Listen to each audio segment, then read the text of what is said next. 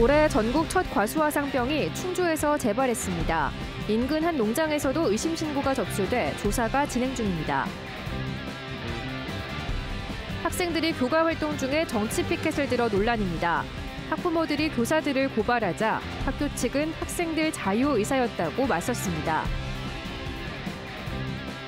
일부 보존에 합의하고 시작된 청주시청 본관 철거가 당초 약속과 달라 말썽입니다. 시민단체와 야당이 다시 들고 일어났습니다. 고려인 후손이라고 속여 국내 불법 체류한 외국인들이 무더기 적발됐습니다. 위조 서류가 우리 출입국 당국에 걸러지지 않았습니다.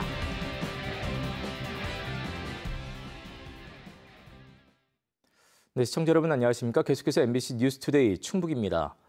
올해도 과수화상병은 또 발생했습니다. 치료제가 없기 때문에 한 번 걸리면 피해가 크고 확산도 빠르죠. 과수화상병이 나타나면서 농가와 방역당국의 걱정이 커졌습니다. 이승준 기자가 보도합니다. 충주에서 올해 처음으로 과수화상병이 발생했습니다. 키우던 사과나무의 나뭇잎이 검게 변하고 말에는 이상 증상이 나타났습니다. 농가는 바로 신고했고 충주시 농업기술센터가 간이 검사를 통해 양성을 확인했습니다. 농촌진흥청이 정밀 검사를 통해 지난 8일 최종 확진 판정을 내렸습니다. 181그루의 사과나무 가운데 11그루에서 증상이 나타났지만 과수원은 이제 문을 닫아야 합니다. 충주의 또 다른 농가에서도 과수화상병 증상이 신고됐습니다. 간이 검사에서 양성이 나왔고 최종 판정을 앞두고 있습니다. 저기 일하시는 분이 저기 이제 저렇게 죽어가니까 그 신고를 한 모양이에요, 그날. 그때 어제 바로 거기서 나와서 채취해 갔는데 바로 연락이 왔더라고요. 한 10년 됐어요. 나도 이거 처음 보는 거예요. 지난해 말부터 과수화상병을 막기 위해 의심나무를 미리 뽑고 약을 뿌리는 등 선제적 조치를 했는데도 어김없이 발병했습니다. 문제는 한 번 발생하면 확산세가 빠르지만 마땅한 치료제도 없다는 것입니다. 방역당국은 조금이라도 이상 증상이 보이면 빠른 신고를 당부했습니다. 그래야 빨리 조치해 인근으로 확산을 막을 수 있습니다. 5, 6월 달 농작업 시 전정가위 소독, 위생관리, 그리고 병이 확산이 되지 않도록 의심되는 가원에는 출입을 삼가하셔야 합니다. 지난 2015년 처음 과수화상병이 나타난 이후 발생한 피해는 전국 28개 시군에서 1,000헥타르가 넘습니다. 이 가운데 충북은 절반 정도인 536헥타르. 천여 곳의 농가들은 2년 동안 과일 재배를 하지 못해 생업을 잃었습니다. MBC 뉴스 이승준입니다. 교육활동 중에 학생들이 정치 구호가 적힌 피켓을 들고 카메라 앞에서 논란이 되고 있습니다. 이를 두고 일부 학부모들은 학생들이 정치 도구로 이용되고 있다며 공립학교 교사들을 무더기로 고발했고 이 학교 측은 학생들의 자유의사였다며 문제가 없다고 맞섰습니다. 이지연 기자가 전해드립니다. 노동인권 주제의 독립영화가 상영된 진천의 한 영화관. 카메라 앞에서 관람객 대부분이 피켓을 들었습니다. 현 정권을 거부한다는 문구입니다. 지역 농민회가 주최한 퍼포먼스였는데 이 중에는 고교생들도 여럿이 있었습니다. 이들은 충북의 한 대안학교 학생들. 정규 교과과정에 포함되는 체험학습 때문에 2, 3학년 20명 전원이 영화관을 찾았다가 이런 상황이 됐습니다. 뒤늦게 이 사진을 본 일부 학부모는 아이들이 정치 도구로 쓰이는데도 동행한 교사들이 말리지 않았다며 공개 비판하고 나섰습니다. 교사들의 특정 정치적 성향과도 연관이 있다며 정치적 중립 의무를 명시한 국가공무원법 위반과 아동학대 등의 혐의로 학교 교사 5명을 무더기 고발했습니다. 아이들이 그들의 선전선동 도구, 정치 도구로 동원되지 않도록 사명감을 가지고 막아야 했을 것입니다. 학교 측은 사전에 정치적 구호가 담긴 피켓팅이 진행됐는지 몰라 얼떨결에 참여하게 됐다며 의도는 없었다는 입장입니다. 다만 피켓을 들지 말지 선택하라고 했다며 말렸어야 했다는 일부 학부모의 입장에는 동의하지 않았습니다. 학생들의 의사표현을 막는 것 자체가 오히려 비교육적일 수 있다는 겁니다. 순간적인 판단을 해야 했고 그 상황에서 일단 자신의 어떤 그 신념대로 이제 피켓을 들거나 거부하거나 했던 거고요. 학부모 민원 제기에 따라 충청북도 교육청도 당일 피켓팅을 학교가 미리 알고 진행했는지 또 권유나 강요는 없었는지 등을 감사하기로 했습니다. 그동안 수업 과정에서 교원들이 정치적 편향성을 드러냈는지 여부도 함께 살펴볼 계획입니다. 27명 중에 이 5명의 학생이 지금 이제 민원 내용의 요조합 같은 그러한 관련 답변을 해줬고 총 5명의 교직원이 언급이 됐습니다. 한편 국민의힘 충북도당은 성명을 통해 특정 정당과의 결탁이 추정되는 교사들이 학생들을 정치 도구로 활용한 것으로 규정하고 철저한 조사와 처벌을 주장했습니다. MBC 뉴스 이지연입니다. 균형발전을 촉구하는 지역 시민사회단체가 윤석열 정부의 지난 1년을 균형발전 역주행이라고 평가했습니다. 이들은 용산 대통령실 앞에서 기자회견을 열고 윤 정부가 국민과 약속했던 지방시대 개막과는 정반대로 수도권 규제 완화 등 수도권 초집중 개발 정책을 밀어붙이고 있다고 비판했습니다. 이들은 또 2단계 공공기관 지방 이전 등 지방시대 국정과제의 이행 계획을 즉각 확정 이행하고 정부의 지방시대위원회도 부총리급 총괄 집행기구로 격상하라고 요구했습니다. 한편 도내 북부권이 지역개발에서 소외됐다는 비판이 잇따르면서 충청북도가 산업단지 개발 계획에 균형발전 요소를 고려하기로 했습니다. 충청북도는 이달 중에 2분기 산업단지 지정 계획을 변경해 도내 저발전 지역인 제천과 증평 등지에 신규 산업단지 조성 계획을 추가하고 향후 계획에도 인구 감소 지역 산단 계획을 적극 반영하겠다고 밝혔습니다. 산업단지 지정 계획은 충청북도가 지역 내 입지 수요와 분양 현황 등을 검토해 수립하며 국토교통부의 심의를 거쳐 최종 고시됩니다. 이에 청주시청 본관 철거와 관련해 아직도 문제가 계속되고 있습니다.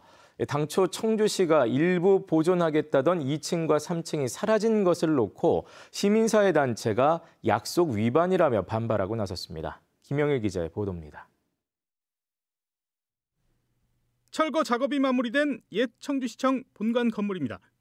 예전 모습은 온데간데 없이 1층 로비 부분만 남았습니다. 당초 청주시는 문화재청과의 협의에 따라 2층과 3층 파사드 일부도 보존하겠다고 했었는데 본관 로비하고 그 와플 슬라브 구조라고 하는데 그거와 연결된 전면 파사드라고 하죠.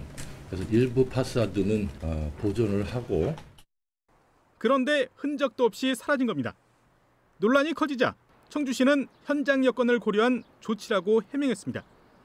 당초 본관 건물 일부를 그대로 이전할 계획을 세우기는 했지만 예산 부담이 너무 크고 회산 우려까지 있어 어쩔 수 없었다는 겁니다. 대신 중요 부분인 난간은 따로 떼어내 보관 중이라고 밝혔습니다. 현장 여건상 여러 가지를 종합해 본 결과 예산이 막대하게 들고 그리고 2, 3, 4층은 또 붕괴 위험이 있어서 주요한 난간 부분만 떼가지고 보존을 하는 걸로. 시민사회단체는 이 같은 해명도 믿을 수 없다며 반발했습니다. 청주시가 당초 약속과 달리 제대로 된 보존 계획도 없이 철거 공사부터 강행한 결과라는 겁니다. 사라진 2층과 3층 파사드가 해치된 게 아니라 보존 대책 부실로 붕괴된 것 아니냐는 의혹까지 제기하며 철거 영상 공개를 요구했습니다. 철거 과정 영상을 공개하라. 이게 보존이라고 할 수 있겠습니까? 청주시는 지난 3월 철거를 하면서 이 청주 시민에게 약속했던 문화재청의 필수 존치 부분을 반드시 보존하겠다는 약속을 결국 어긴 것이라고. 시의회에서도 비판이 제기됐습니다. 청주시가 지난 3월까지만 해도 본관 존치 부분을 2등분한 뒤 벽체까지 원형 그대로 옛 시의회 건물이 있던 자리에 옮길 것처럼 장담해놓고 이제 와서 말을 바꿨다는 겁니다. 2등분을 해야 되지 않는가. 벽체 부분하고 그다음에 1층 부분 이렇게 나눠서 옮겨야 되고 옮기기 전에 랩이나 이런 걸 다 완벽하게 봉합을 해서 옮겨야 되겠다. 그래서 상처가 안 나게끔. 협의 과정 틀리고 보고 과정 틀리고 시민들은 알지도 못하고 시민들은 지금 전혀 모르고 있는 거잖아요. 이래놓고 어떻게 시정이 올바로 간다고 얘기를 할 수가 있겠습니까? 시민사회단체는 본관동 관리 부실에 대한 해명을 15일까지 내놓을 것을 청주시에 요구하며 반발 수위를 높여가고 있습니다. MBC 뉴스 김영일입니다. 고려인의 후손이라고 서류를 위조해 무기한 체류 비자를 받아 불법 입국한 외국인들이 무더기로 적발됐습니다. 이런 것만 전문적으로 하던 브로커들이 있었는데 이들이 만든 위조 서류가 우리 출입국 당국에서 별 문제 없이 받아들여져 문제가 되고 있습니다. 김은초 기자의 보도입니다. 외국인 단체 숙소를 들이닥친 경찰이 집안 여기저기를 뒤지기 시작합니다. 서랍과 옷장 위에서 출입국 관련 서류들이 나옵니다.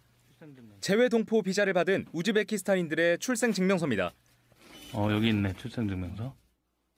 이 증명서에 적힌 어머니의 국적은 코리아, 사실은 위조한 서류였습니다. 체류 기간이 길고 국내 취업이 비교적 쉬운 재외 동포 비자를 받기 위한 겁니다. 위조한 출생 증명서를 통해 체류 기간을 무기한 연장할 수 있는 F4 비자까지 받기도 했습니다. 2년 동안 일정 그 업체에서 근무를 하고 자격증 관련 자격증을 취득하면 F4로 변경하는데 어려움은 없는 걸로. 우즈벡 현지 총책과 국내 브로커들이 장기 취업을 원하는 현지인들에게 한 명당 많게는 1,000만 원 넘는 돈을 받고 이런 장사를 해왔습니다. 해외 동포들이 모국인 한국에 자유롭게 오갈 수 있는 제도를 노렸습니다. 위조한 출생 증명서는 우리 출입국 당국에 별 문제 없이 받아들여졌습니다. 이 같은 범행은 경찰이 지난해 불법 입국이 의심되는 외국인 명단을 바탕으로 우즈벡 당국에 고려인 후손이 맞는지 확인을 거친 뒤에야 드러났습니다. 비자 발급하는 그 체계에 대해서 저희가 봤을 때는 좀 제도 개선이 좀 필요한 것 같아서 그 관련된 외교부라든가 법무부대 제도 개선을 좀 요청을 했고요. 경찰은 공무집행방해와 출입국관리법 위반 혐의로 국내 알선책 등 4명을 구속하고 외국인 23명을 불구속 입건했습니다. 또 우즈벡 현지에서 서류 위조부터 범행을 주도한 30대 총책에 대해 인터폴 적색 수배를 요청하고 나머지 일당도 추적하고 있습니다. MBC 뉴스 김은초입니다. 민선 8기 충청북도가 김영환 지사 취임 이후 처음으로 지역 국회의원들과 예산 정책 간담회를 가졌습니다.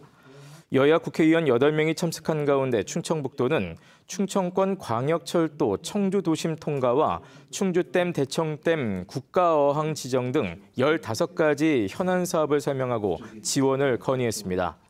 충북은 특히 국회 행정안전위원회 전체 회의를 통과해 소위 상정을 앞둔 중부내륙 특별법의 연내 제정을 위한 협조도 요청했습니다. 김영환 지사의 대표 공약 가운데 하나인 의료비 후불제 신청자가 시행 넉 달 만에 200명을 넘어섰습니다. 신청자 가운데 65세 이상 일반 도민이 93명으로 가장 많았고 기초생활수급자가 86명, 국가유공자가 8명 등의 순이었습니다. 질환별로는 임플란트가 164건으로 전체 82%를 차지했으며 척추수술 16건, 인공관절 9건 등이었습니다. 의료비 후불제는 의료 취약계층과 만 65세 이상 노인 등이 의료비를 최대 300만 원까지 무이자로 빌릴 수 있도록 돕는 충청북도의 의료복지제도입니다.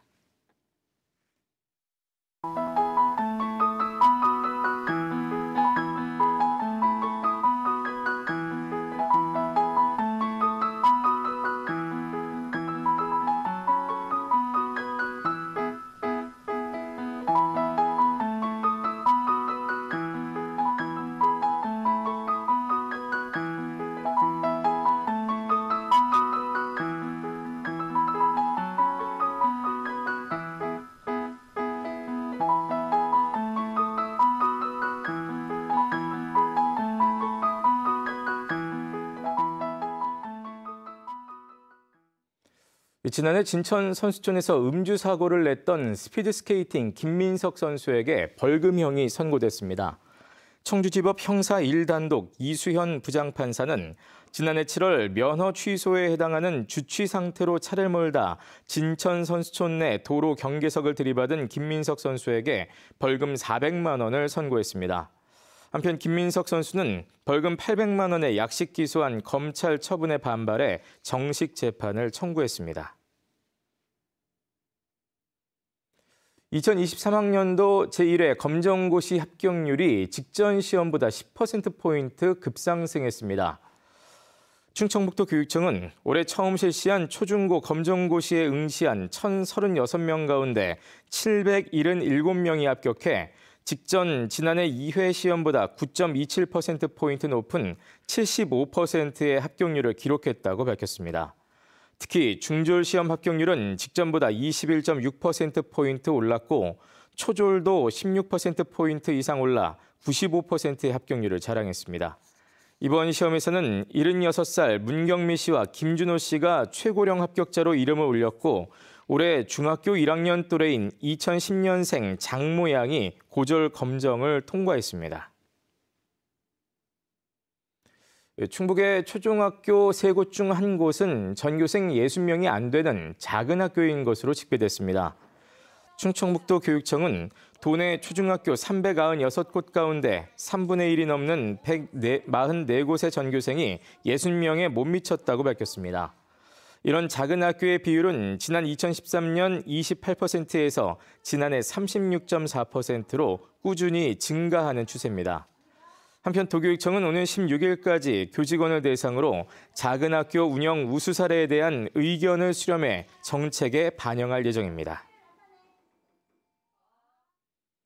옥천군의 고향사랑 기부금도 시행 넉 달여 만에 1억 원을 넘어섰습니다.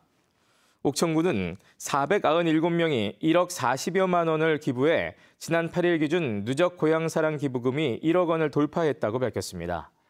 건당 기부 금액은 10만 원이 전체 70.8%로 가장 많은 가운데 100만 원 이상도 고액 기부가 25건, 이 가운데 연간 한도인 500만 원 기부도 8명이었습니다. 앞서 충북에서는 증평군과 영동군의 고향사랑 기부금이 누적 1억 원을 돌파했습니다. 오는 11일 개막하는 충북도민체전과 관련해 개최지인 영동군 곳곳에서 특별 이벤트와 공연이 펼쳐집니다.